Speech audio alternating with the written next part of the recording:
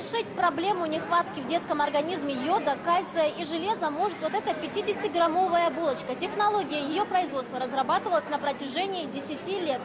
И выпекается она только Лигой пекарей Чеченской Республики. Например, члены Лиги производят специальный хлеб для диабетиков, для больных, страдающих сахарным диабетом. Хлеб для детей, для детских садов, школ. Традиционный хлеб из кукурузной муки в новом исполнении. Элитная хлебная коллекция, национальная коллекция, международная коллекция здоровья. Всевозможные сорта хлеба производят сегодня. Если в предыдущем павильоне была представлена хлебобулочная продукция, то здесь все необходимое для ее производства. Фирма «Восход» является лидером в СНГ по производству хлебопекарного оборудования.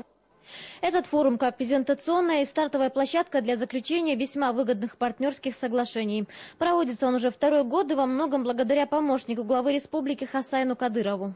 Я думаю, у нас этого будут совместные договора, там совместные будем производить, будем привлекать других производителей, новые технологии будем изучать. Со всей России здесь собрались те, кому есть что показать и рассказать. Около 2 десятков павильонов. В каждом из них представлено как оборудование для производства питания, так и уже готовая продукция. Но всех без исключения гостей выставки особо привлекает прилавок с яствами. Мясную халяльную продукцию от ингушских производителей можно не только посмотреть, но и попробовать. Очень вкусно. Очень вкусно. А что больше понравилось?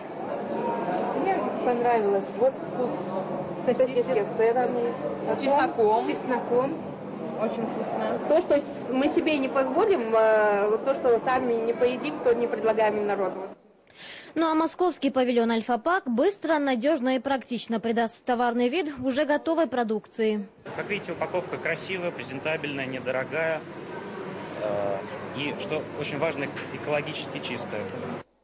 Продекс 2011 принесет пользу тем, кто далек от бизнеса. Возможность поставщиков и предпринимателей заключить сегодня договоры напрямую без посредников в конечном итоге положительно повлияет и на цену производимого продукта. Амина Манаева, Лейла Катаева, Магомед Сулейманов, Артур Яхьяев. Новости.